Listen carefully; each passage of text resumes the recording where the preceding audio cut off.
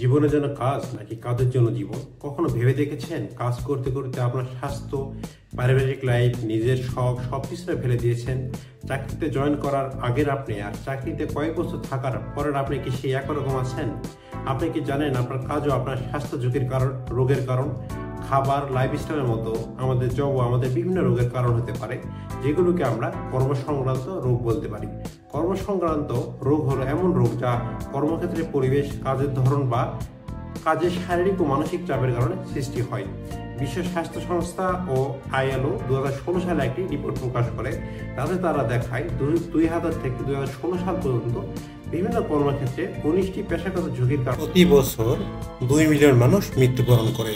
2016 সালে পেশাগত ঝুঁকির কারণে 1.9 মিলিয়ন মানুষ মৃত্যুবরণ করেছেন। পেশাগত ঝুঁকিগুলোর মধ্যে অন্যতম হচ্ছে দীর্ঘ কর্মঘণ্টা, ক্ষতিকর রাসায়নিক পদার্থের সংস্পর্শ, শব্দ দূষণ, ভারী বস্তু বহন, মানসিক চাপ, দুর্ঘটনা ইত্যাদি। আমাদের আজকের ভিডিওতে মেন ফোকাস থাকবে দীর্ঘ কর্মঘণ্টার উপর।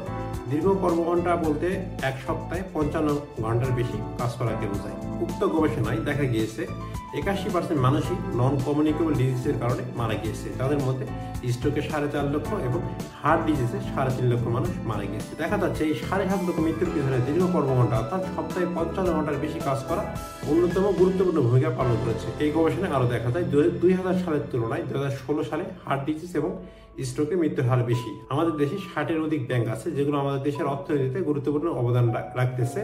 এই ব্যাংকগুলোকে এগিয়ে নিতে কঠোর পরিশ্রম করছেন লক্ষাধিক কর্মচারী, কর্মকর্তাগণ।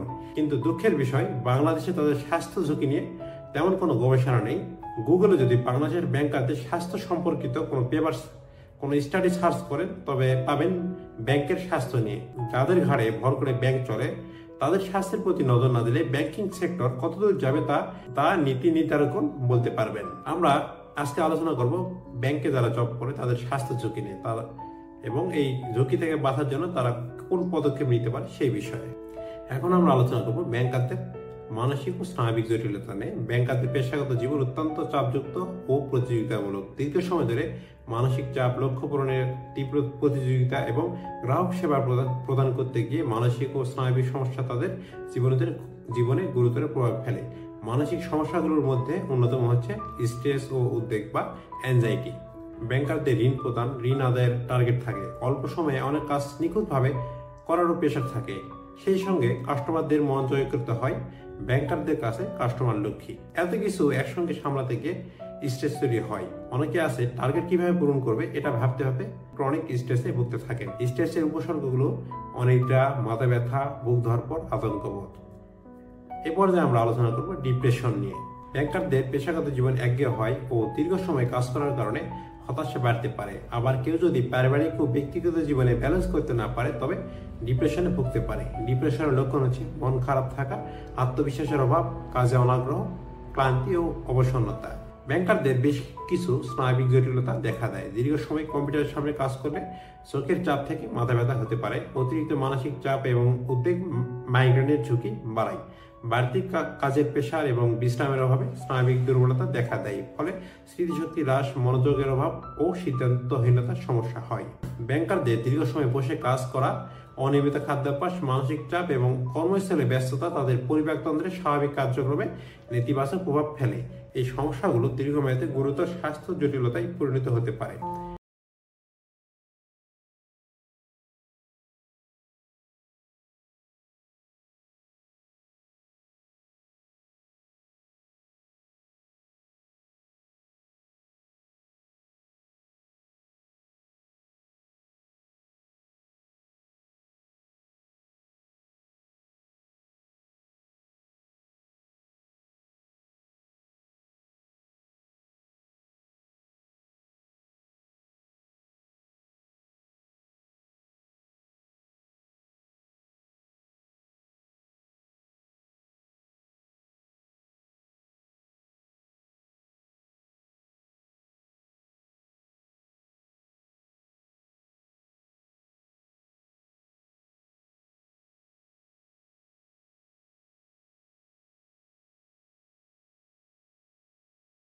ডিজিটাল আই স্ট্রেন হয়। এটি ব্যাংকারদের মধ্যে সবচেয়ে বেশি দেখা দেয়।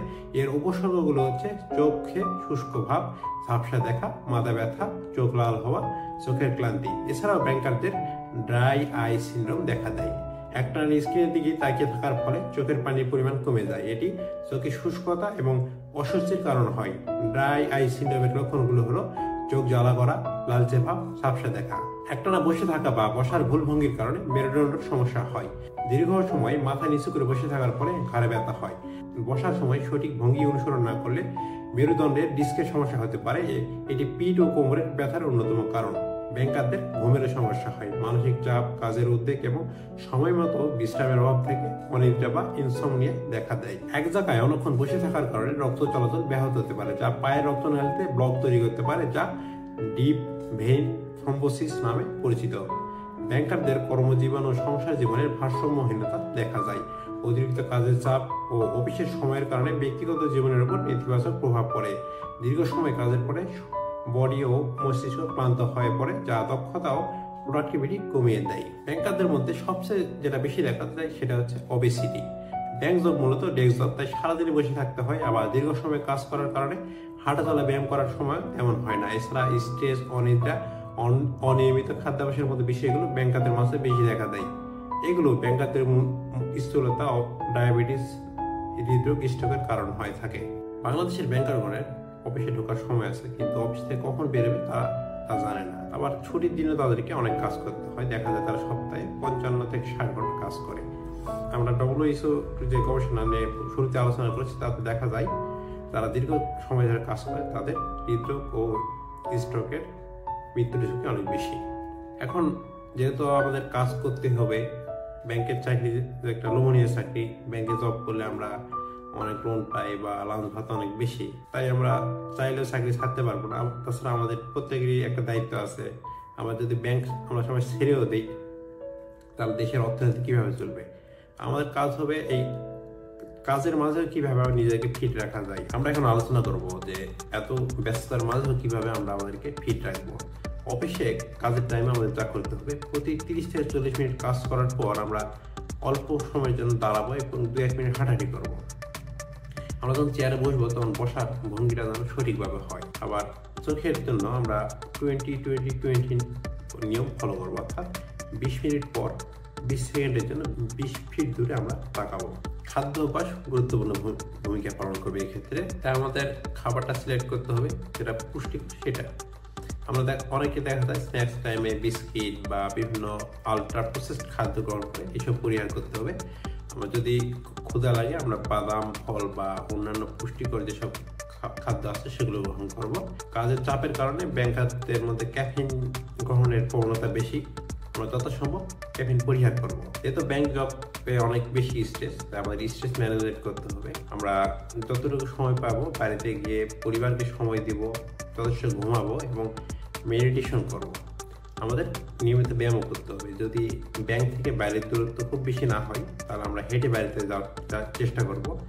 আবার বাড়িতে গিয়ে অল্প সময়ের জন্য হলেও আমরা ব্যায়াম করব এবং সকালে ঘুম থেকে উঠে অল্প অল্প ব্যায়াম করবো, যাতে আমাদের বডিটা সচল থাকে। আমাদের প্রত্যেকের জীবনে পরিবার গুরুত্বপূর্ণ। পরিবারকে বাদ দিয়ে কোনো কিছু সম্ভব না।